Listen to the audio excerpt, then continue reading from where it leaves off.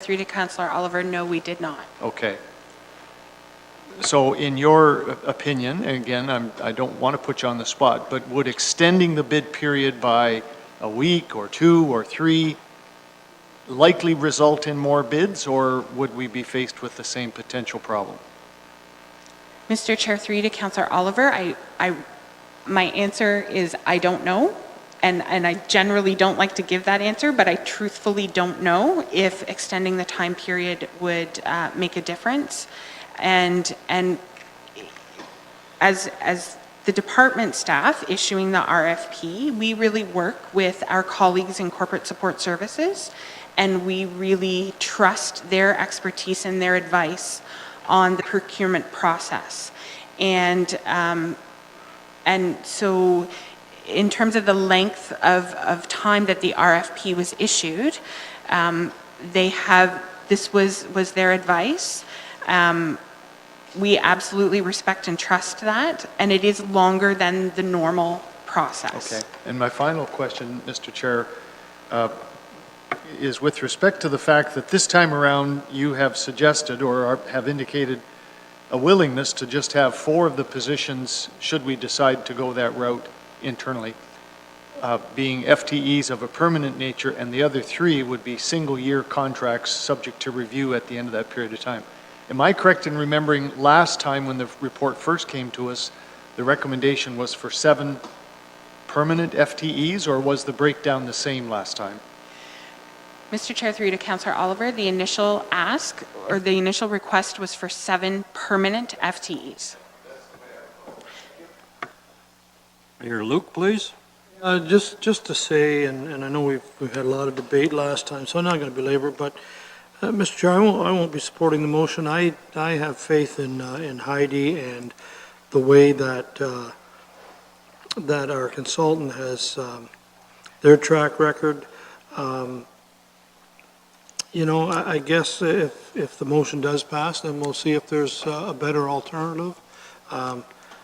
I don't know, there's no sense commenting on that, but through you to Heidi. Heidi, I see 7 full-time positions here, one certainly managing, and one the data program or whatever, but the other 5, in their title, it's all workers. I assume these people are people that will be working directly in a shelter, whatever capacity, directly with homeless people. Is that a fair statement or not? I don't recall all the details of that report. You just want to comment on that? So, Mr. Chair, through you to the Mayor, yes, that's correct.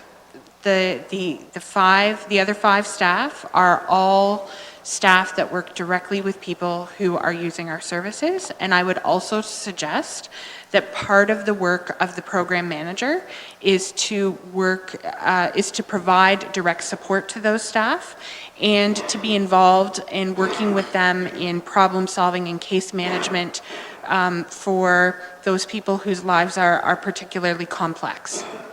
Thank you, Mr. Chair. Heidi, I have a question for you. At the advisory committee, I suggested that maybe perhaps the reason that we didn't get anyone to respond to our RFPs was because of the duration of the contract. It was only going to be for a year, and I suggested maybe that no one's going to stop what they're doing to change positions and careers and come to Norfolk County to work for 1 year. And you said, well, we need a year just to assess it to see how they perform. Have you given that any thought, and would you think that maybe if we made the duration a little longer, we might get more response? So, Mr. Chair, through you to yourself and committee, when we discussed it at advisory committee, I did indicate that we talked about the length of the contract with our purchasing colleagues, and we decided upon a year with the county's right to extend the contract. And the reason that we did that was because this is a new program. There are new elements to the program, and we did want the opportunity to evaluate it after a year. In terms of your question about length of time for a contract with a future RFP, we would make that decision in in consultation with our colleagues in purchasing, and I would also ask if Mr. Slichenkov has anything that he would like to add in relation to the purchasing process. Sir, go ahead. So staff have gone back based on sort of directions from council previously, and a lot of individuals from both divisions spent a significant amount of time on this effort and getting that RFP out there. And I think it's difficult for staff to extend ourselves with what could have been with a longer contract and what could have been in one particular scenario or another particular scenario.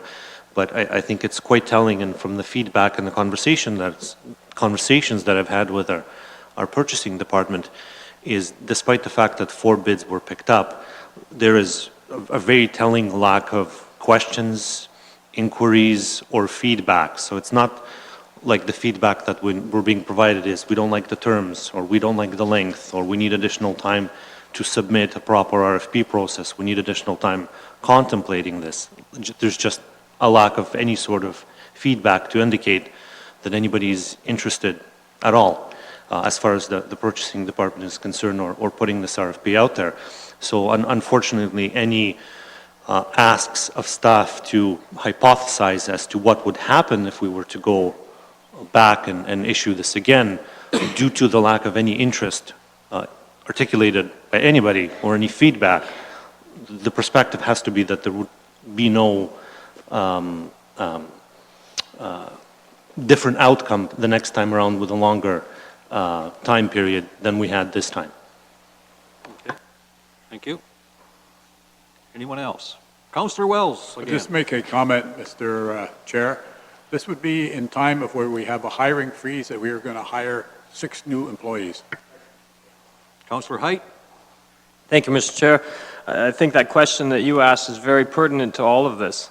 A 1-year contract to bring on 6 employees, I wouldn't bid on it either.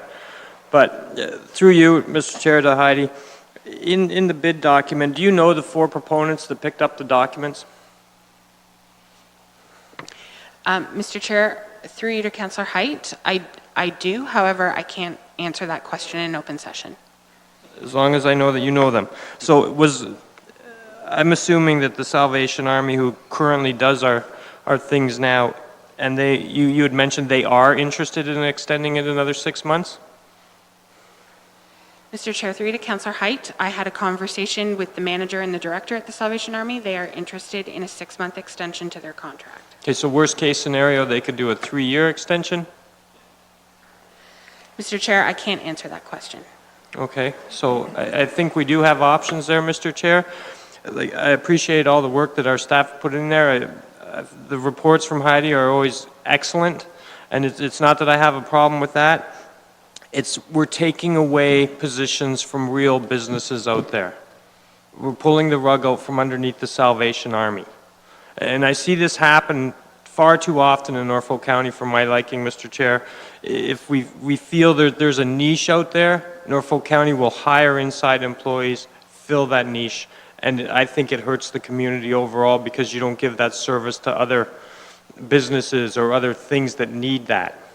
And that's why I'm hoping that we have a longer term in this, because 1 year, it's not worth bidding. And I hope that we do get some community support and our staff can work with these people to get the service that we require. Thank you. Okay, I have no further speakers, so I'm going to ask the Deputy Clerk to read the motion. Through the chair, it's moved by Councillor Brunton and seconded by Councillor Wells that staff report HSS 1801, Homelessness Prevention Services, be received for information, and that Norfolk County's purchasing policy requirements be waived to extend the existing third-party service contract with the Denville Salvation Army by 6 months, and further that staff issue another RFP for the Homelessness Prevention Services Program. You've heard it. All in favor? 1, 2, 3, 4. Opposed? 3. That is carried. Thank you. All right. Let's go to page 33. We're going to deal with Norview Lodge, LS LSAA, Declaration of Compliance. I guess LSAA stands for Long-Term Care Home Service Accountability Agreement. Marty?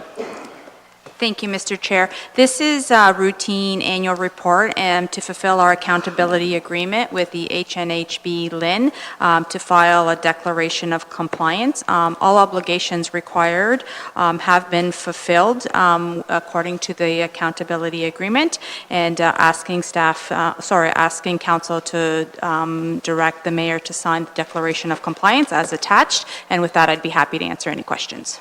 Councillor Black? Move the recommendation in the report. Thank you. Seconder, Councillor Height. Discussion?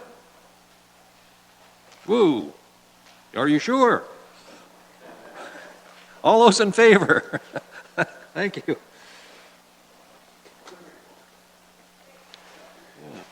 Let's go to page 41. County Solicitor Appointment. Who has this? I think we have the finance one. Pardon? The finance staff reports on page 37. Just, wait a minute. Let's go back. Yeah, I skipped one. Page 37, payment of property taxes by credit card. Somebody over here on the left side has that. Thank you, Mr. Chair. Through you to committee, I'm here to talk to you about an option that we've come across for property taxpayers to pay their taxes using a credit card. You may recall, some of you, that I was here in 2013 with the previous treasurer, and we thought we found a solution, and we asked to be able to execute a contract with a company. And on further review of the contract, former management was not comfortable with that contract, and there was no leeway to negotiate any changes within the contract. So that's where it stopped.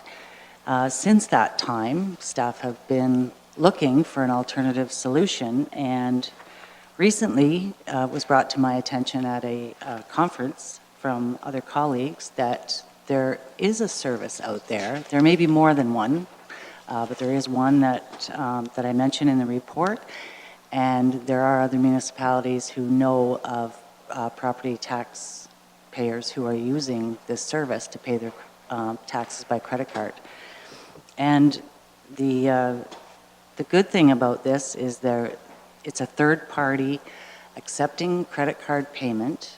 The cost is borne by the cardholder, not the municipality. And the risk associated with fraud and identity theft and credit card numbers is all involved with third party. We don't know that. We simply would receive an electronic funds transfer of the amount that the property taxpayer wants to pay. The good thing as well is that it doesn't require any contract with the municipality. In fact, the service exists, and as I said, there could be more providers that we're not aware of. And honestly, people could be using it now and we're not aware. We receive electronic funds transfers from the banks every day. Some of them may contain credit card payments through this company. But what we're here tonight for is, number one, to update council on what has happened and to repeal the bylaw for executing that contract. And just to make council aware and have the approval of council to be able to communicate this service or a similar service to the taxpayers when they're asking us to use a credit card. It's a no cost, no risk way to give the customers something that they've asked us for. And with that, I can take questions. Well, thank you. Interesting concept. Councillor Height, please. Thank you, Mr. Chair. Through you to the tax collector, thank you for bringing this report. I've been asked by so many people to get this moving forward. There's a lot of people that want to pay with their credit cards and things like that. And I guess when I'm looking at your recommendation, wouldn't you require a exemption from the purchasing policy to go direct to the provider of the service? Through the chair to Councillor Height, we're not asking for any contract with this company or an affiliation. So any promotion material would be in very general terms. For example, we might say this company is an example of a third-party provider, but if there are other providers, it would be entirely up to the customer to choose. So we're not asking to enter into a contract or to use a particular company. We're more or less asking to be able to give it as an example to customers, but should they find another third-party provider that they like to use, they're more than welcome to. It really is not our concern. It's just that we, until now, if we're asked, can we pay by credit card, there isn't a means to do that. Okay, and then so if someone walks in here with a credit card, comes to the front desk and wants to pay their tax bills, will they be able to do that? Through the chair to Councillor Height, no. Why not? That would be through our machines, and that would be also at the municipality's expense. Okay, and risk as well for PCI compliance to take on the information about the credit cards. So it's an online service only so that the cardholder is charged the fee if they choose. So will we at least set up a kiosk out front so they can use their computer to pay online? Should you refuse them and send them home packing? Okay. Through the chair to Councillor Height, the libraries have computers. As well, we would also want to advise in any literature or even on our website, just a caution that some of these companies, it's between the cardholder and the company to investigate. So there may be a delay in delivery of the payment and that the cardholder needs to investigate that. So what I'm saying is if they make the payment on the tax due date, there's a very good chance that their payment will be considered late because it may be 4 or 5 days until the county receives the funds. So that's entirely an agreement between the cardholder and their third-party provider that they choose. Okay, and just so you're aware, there isn't a library in Langton, but we could use the kiosk there, hint, hint. But do you know what the fees would be roughly? Roughly 2.5%. I checked the website and they're saying 2.5% or less for most cards. Okay, thank you. Yep. Mayor Luke. Well, I just want to move the recommendation. Okay. I think there might be other questions, but Yep. Seconder? Councillor Height? Councillor Brunton? Thank you, Mr. Chairman, through you to Sue. Sue, this third party, so if I have a $1,000 tax bill and I pay it through them, they hold that $1,000 of the taxes that I owe, I take.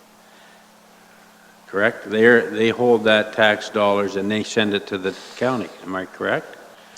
Through the chair to Councillor Brunton, correct. It's like a clearinghouse, so they take your credit card payment and then they remit electronically through their bank to the county by electronic funds transfer.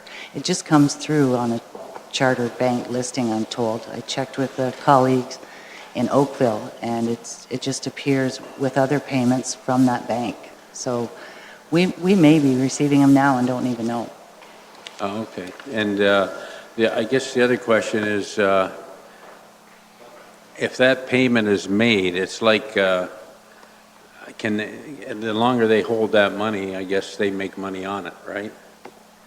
If you pay $1,000 to whomever and they don't pay you for 30 days or whatever, they made money on the $1,000, not just the 2.5%. Through the chair to Councillor Brunton, that would make sense, but how that third party operates, whether, I don't know what their turnaround, why they need that many days, I can't answer that question, unfortunately. Well, when you pay a credit card, it takes a while to get your statement, it's the same principle in a way, but I don't know, I'm not saying it's bad, but I don't know if I would want to pay it that way, and this would only apply, would that be people could pay it on a monthly basis too? I guess they could, eh? Like, you know how you have your pre-authorized payments monthly? Through the chair to Councillor Brunton, people can pay whenever they want, however much they want on their, What when they would want. be the percentage of, when you pay, like, what would, the pre-authorized payments, is there a large percentage of our taxpayers on that? Through the chair to Councillor Brunton, I would say a quarter to a third. There's quite a few. Okay, and then the other option is what, quarterly and yearly, I guess? We have monthly options, Yeah, 2 different times of the month, or on the installment due date. okay. Thank you. All right. Mayor Luke? Well, Mr. Chair, I want to speak in support of this. As Sue has said, there's no cost to municipality. Right. None whatsoever. As long as we get the money, whether we get it every month or every week or every billing 4 times a year, there's no cost. We're guaranteed our money should people want to use this system. The difference here is when I go into a store and use my credit card, I get a 1% kickback, but guess what? Somebody's paying 2.5%, 3% for me to use that card. It's usually the store, the retailer that has to pay that. You know, if this helps keep us out of the collection business a little bit, I'm all for it. Councillor Brunton's quite right. I wouldn't want to pay this way either. Credit cards, they're not free. And the unpaid balance, you know the story there. But what I see this as is a means, if somebody for some reason doesn't have the cash and their taxes are due, here is a way to get through things. I think it's people that don't have the cash as a means to help them make their payments should they choose to use it. It's simple as that. But as far as if we get the payment on time, you know, the terms at the other end, nothing to do with us. And I think this is another great thing that we're offering people as an option. Councillor Brunton again, please. Mr. Chairman, just hit me here. Sue, would we sign a contract with this third party? No contract whatsoever. Interesting. Thank you. Okay, you have the recommendation before you. Mayor Luke has moved. Councillor Height has seconded. Further discussion? All those in favor? Opposed? That is carried. Now we can go to page 41. County Solicitor Appointment. Thank you. To the chair and members of committee, I'm actually presenting this staff report on behalf of the county clerk, Andy Grizel. The county solicitor appointment report and bylaw is rather routine in nature. Firstly, we're looking for to have a bylaw to enact the appointment of Nicholas Loeb to the position of county solicitor. And second, the bylaw would include certain delegated powers for this position, and by default, it would include the CAO as well. These delegated powers include the ability for the county solicitor and the CAO to initiate legal actions or proceedings when, in their opinion, it is in best interest of the county or corporation, to defend any action against the corporation, and to settle matters when the amount to be claimed, exclusive of costs and pre- or post-judgment interest, are less than $25,000 and senior management is in concurrence. So again, the recommendations within the report are routine, and with that, Mr. Cripps and I are happy to answer any questions. Councillor Height. Move the recommendation. Seconder, Councillor Black. Any discussion?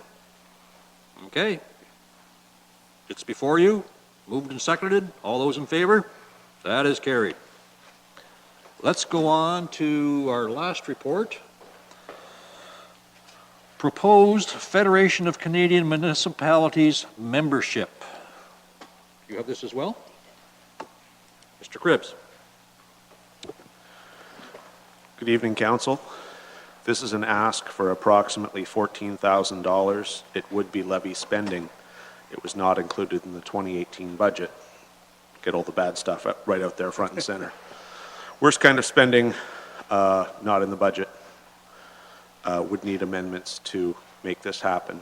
So why do I feel it's worthwhile making this request of you for your consideration? And I should point out that quite properly, our very first council, in our very first year, considered this, brought a motion, Councillor Wells no less, which resulted in Norfolk County never joining FCM. And frankly, that looks like that was very much the right decision at the time. But here we are 17 years later. The world has changed, Norfolk County has changed, and our needs have changed. And in light of that, I'd ask you to consider this request. FCM is the Federation of Canadian Municipalities. It is the federal equivalent of AMO. We are proud members of AMO, and I think most of us sort of understand there is some, not just necessity, but benefit to being part of the organization that advocates with the province and leads to, frankly, a lot of the funding and grant opportunities that come our way. When you compare at the federal level, however, Norfolk County has no voice. I don't mean we have a little voice. I mean we are simply silent. It's roughly 91% of Canadians are represented at the federal level through FCM. When you take out the roughly 6% or so from Quebec that aren't part of FCM, you're left with something between 2 and 3% of the rest of Canada. And Norfolk County would be one of the largest notable in its absence.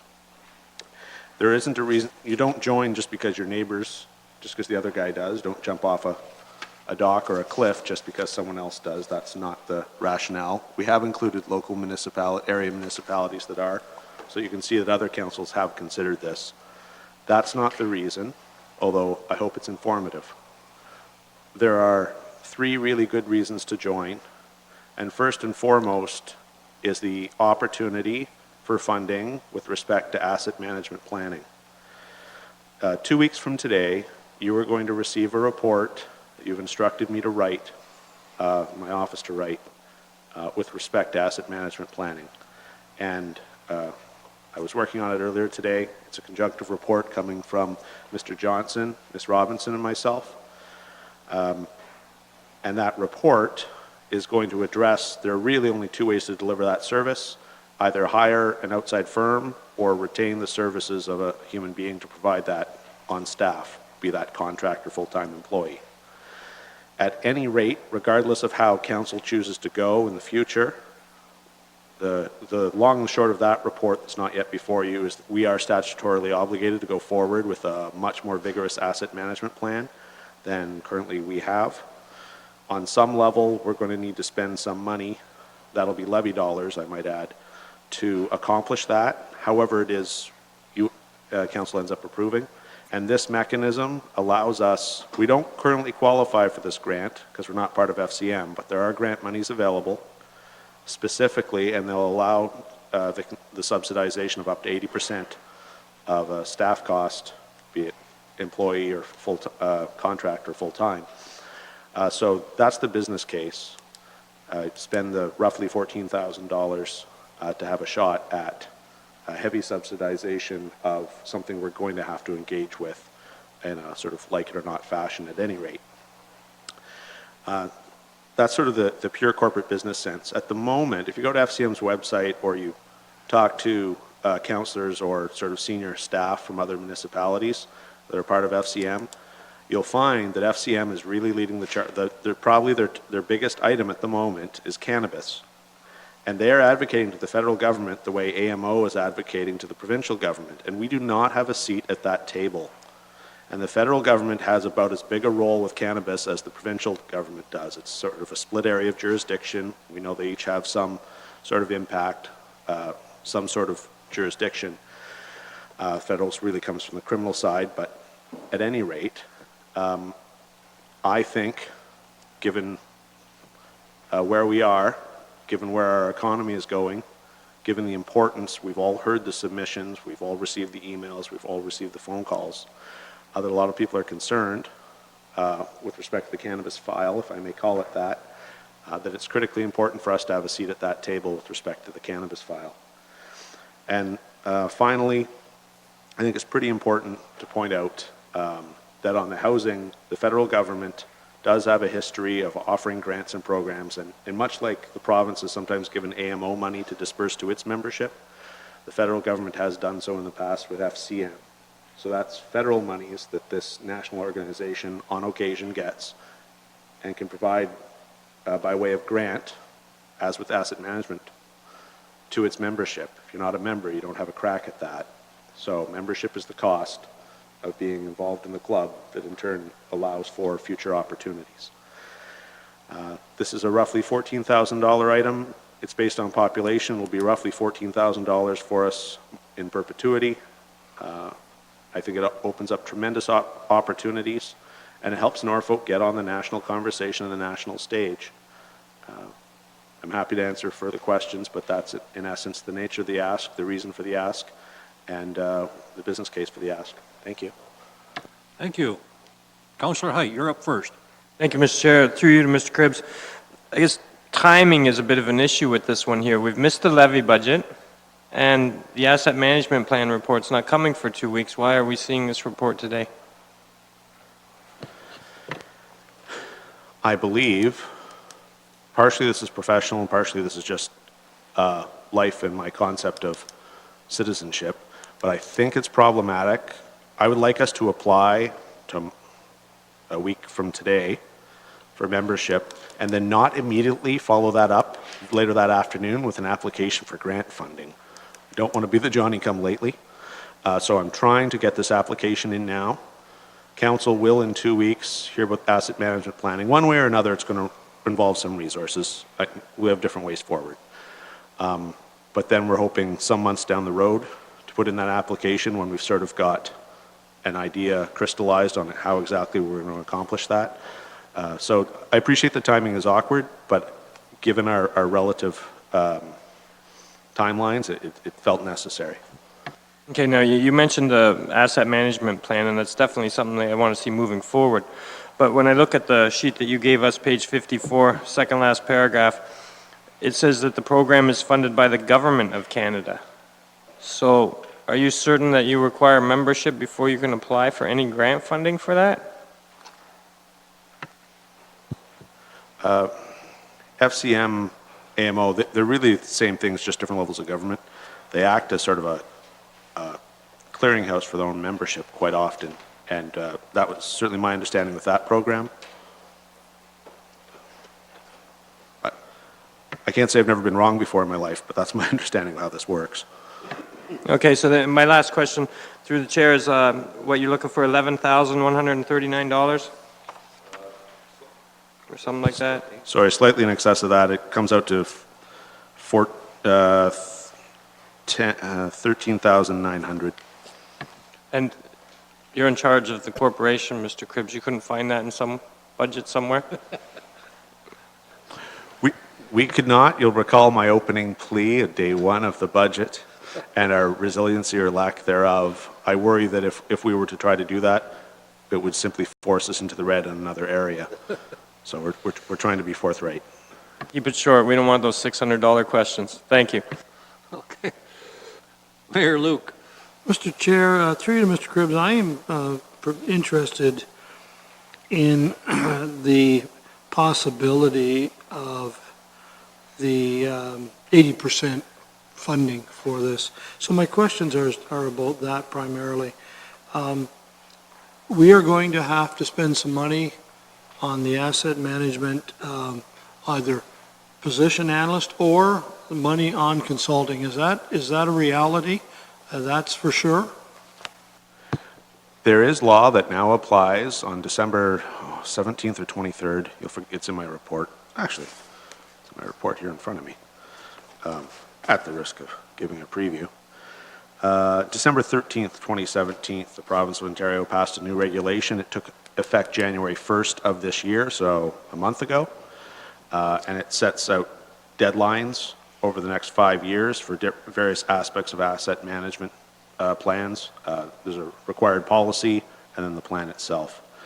There are a couple of ways to get there, but it is an enormous undertaking, and I probably won't be able to emphasize that as much. The new world of asset management planning is going to require this council and future councils to review it every 5 years, just like an official plan. They're going to require it to tie into our official plan, to land use planning.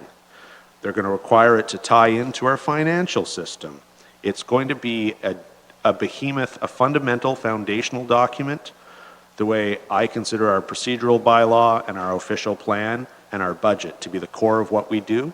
We're going to add a fourth to that, and that's going to be asset management planning. And that's the world we're all going to have to adjust to, and it's going to be key to managing, successfully managing and governing municipalities in the future. So this is where the province is going, and if you don't comply, the stick is that you just won't qualify for any grants. You just won't be allowed in through the door. Mr. Chair, he's convinced me that we're going to have to spend some money one way or another. And just, is this a one-year situation where if we do a membership 1 year, we would get this type of 80% for this year? I shouldn't say we'll get it, we'd apply for it. Or is this an ongoing situation down the road beyond 1 year?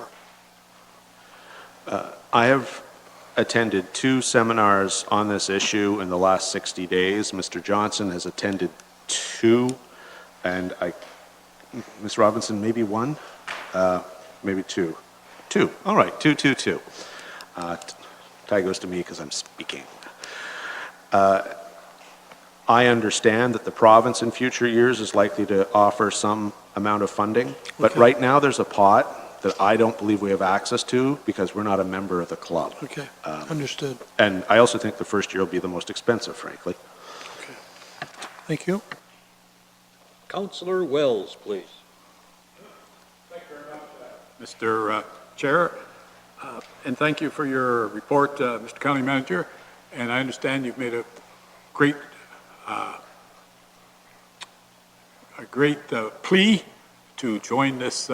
What about the conferences? I see that you're asking also for conference fees, which is not part of the actual $11,000. Right now, we're focusing on the pure business case. This organization, FCM, is fundamental in the relationship between municipalities and the federal government. It is true that we are a creature of the province, and 20 years ago, all of our money, before the federal started with the gas tax, there was no such thing as a federal-municipal relationship. And that's not the world anymore. The federal government appoints a cabinet minister to take the lead on the city's file. There are plenty of federal-municipal relationships, and the federal government likes to talk around the provinces because they often are of different political stripes, and they just want to get straight to us. We really are the future of governance in this country. At any rate, FCM is the conference with the brightest leading minds, the best practices. All I can say is that exposure to that once a year for 2 of your most senior people is really worth an awful lot. It's really important to actually be part. I don't know how you can be part of the conversation if it's only ever on paper, if it's only ever remote. Ontario gets this conference probably more than its fair share because obviously we're more than a quarter of Canada. It's quite frequently within our borders, Niagara Falls, Toronto. Some years it's out. This year it happens to be in Halifax. But this is, if you've ever attended, this is a really good working conference with the best leading minds across the whole gamut that is municipality, that are what we do and from other jurisdictions. And I'd really like to hear, we know that British Columbia and Alberta have done a lot of work on the cannabis piece. We know that in Ontario we're near the lead. I don't know that we are nationally. And I use cannabis because it's the issue of the day. 10 years from now it'll be something else. I don't know what. But I happen to believe there's very good value for a very small amount of money. We are, as we speak, the budget you've passed means we are a $209 million corporation. We have 760 staff. We're asking for about 4,000, upwards of that, so that we can attend. I happen to believe it will offer very good value. So yes, that's part of the 13.8. Councillor Brunton. Thank you, Mr. Chairman, through you to Mr. Cribbs. Dave, could you tell me how many memberships do we have throughout the county here? We must have one pile of them, like through different organizations. Is there any list of those? You know, good roads, plannings associations, all those kind of groups. I assume we're involved in quite a few, are we not? I don't have a count for you. I can't really compare, frankly, and with respect, I myself am a member of the Municipal Law Department Association of Ontario, so that's the in-house lawyers. Planners have the equivalent. We have them for social services, we have them for long-term care, we have them for roads. All the professionals here, all of them are nodding. In fact, every single person in this room is a member of a professional association of his or her peers. But those aren't the same as these municipal associations, which are really for us AMO and I hope FCM. We'll see how the vote goes. But that's a collection of municipalities getting together to advocate in a very political way the two higher orders of government that have the capacity to fundamentally change our economic well-being through their greater capacity to tax. So they're really not one and the same. Are we members of AMO? Yes, we are. Well, that's the Ontario Association, am I right? Yeah. Okay, thank you. Councillor Oliver, please. Do you have a motion yet, Mr. Chairman, on the table? No, we do not. Well, I'd be prepared to move the motion in the report on page 47. Okay, thank you. Seconder? Black? Councillor Black, I have you as a speaker now. Yes, thank you, Councillor Oliver, for putting that forward, and I'm going to support it. I have had an association with AMO. When I first got on council, had the opportunity to become a member of the board of directors there, and was supported by council to send me off. I see the value of the association and how we have direct access to a lot of the ministers. I've often, when attending AMO, I've gotten up to the podium and voiced concerns about some of the issues. I think there is a lot of value in an association, I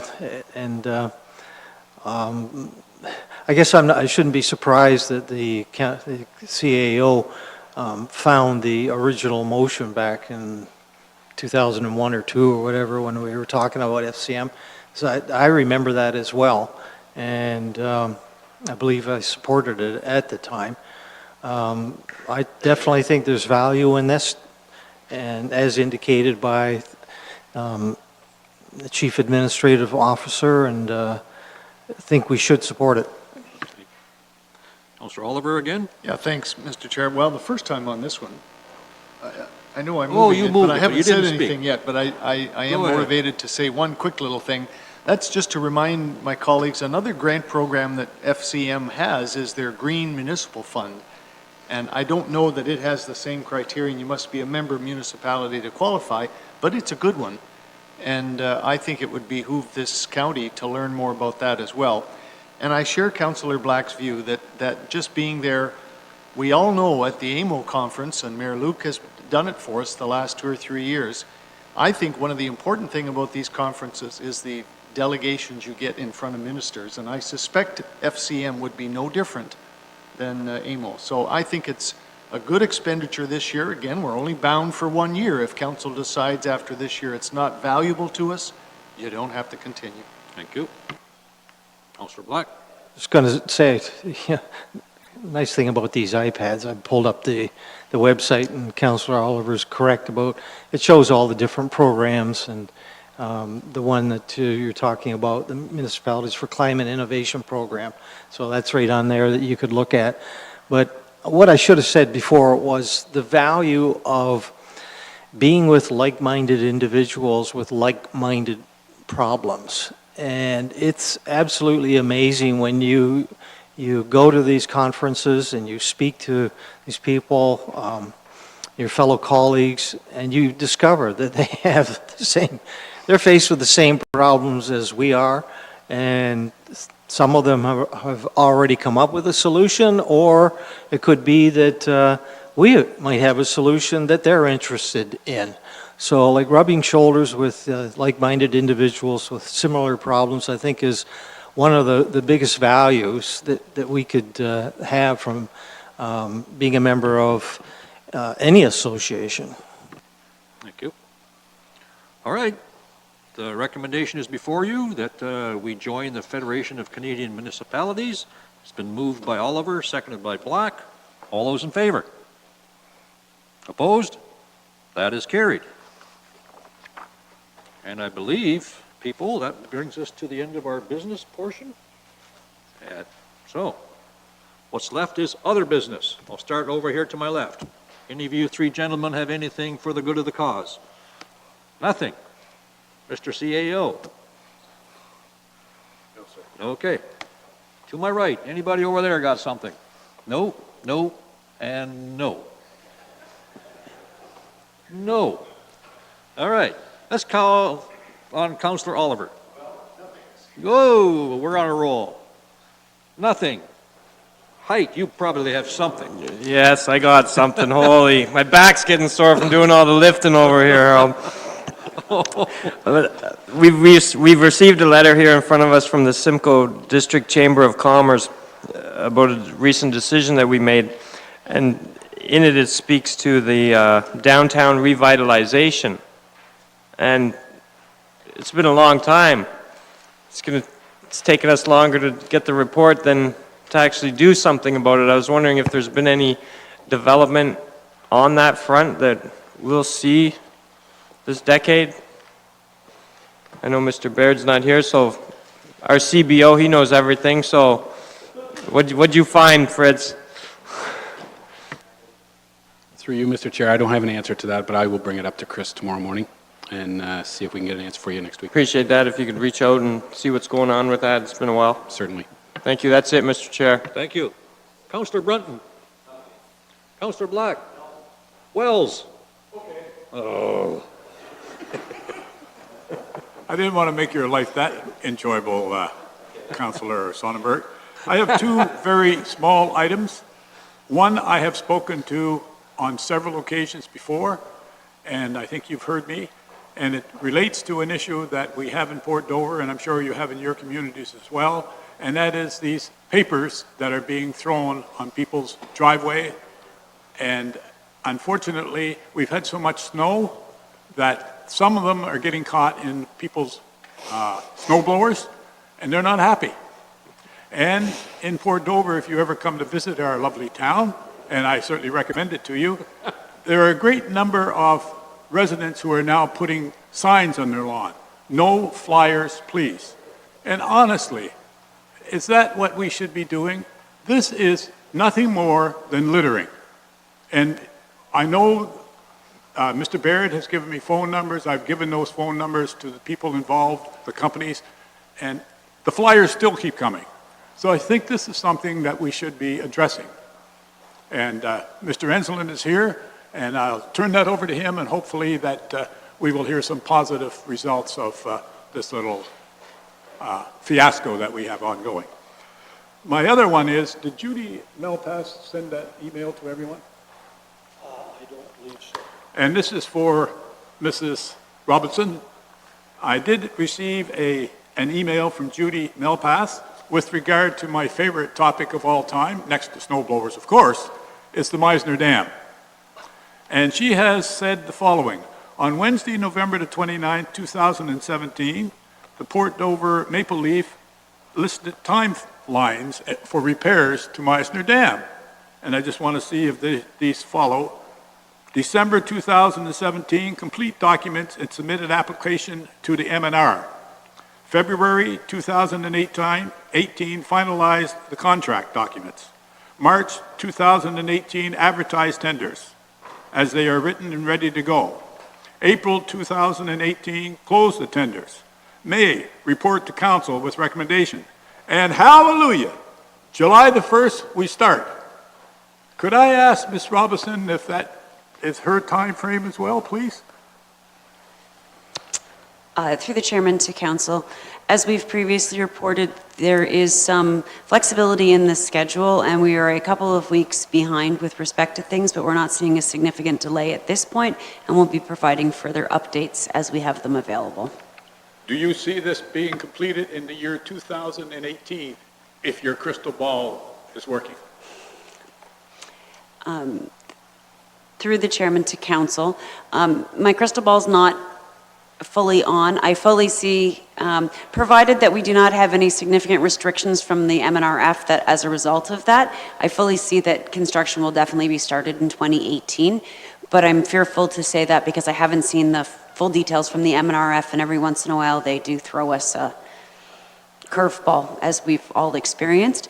But we're still on track for the tender to be going out, to be able to get some construction work taking place in 2018, yes. Thank you. You'll hear from me again. Thank you, Mr. Chair. Mr. Mayor. Just one thing, and it's the last 2 pages of our information package, that a reminder. I know it's early, but Jennifer Wilson has provided us with the timeline for spring cleanup of furniture and bulky items, large household furniture, appliances, etc. Beginning, and every ward will be covered for a week as usual, starting the end of May and finishing up towards the end of June. Very pleased that this is out, and there certainly will be more notification to the public. Thank you. That's all I have tonight. Thank you. Councillor Wells? One other little item that I forgot to mention, and this comes from my wife, and it's a kudo to the Public Works. She read your brochure that you put in there, you know, that calendar, and she couldn't believe how well it was done. So kudos from my wife. Councillor Oliver?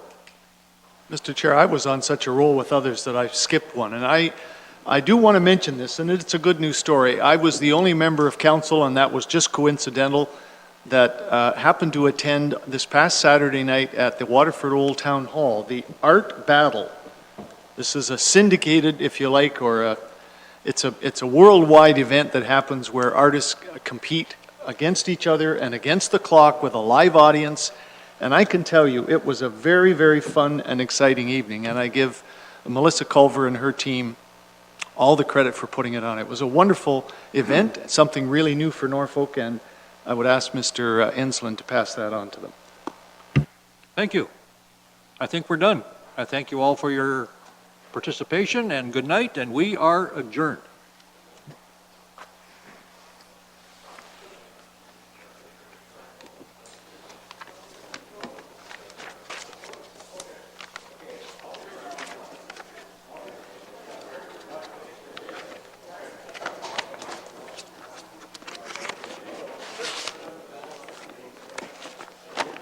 And thank you again. Thank you.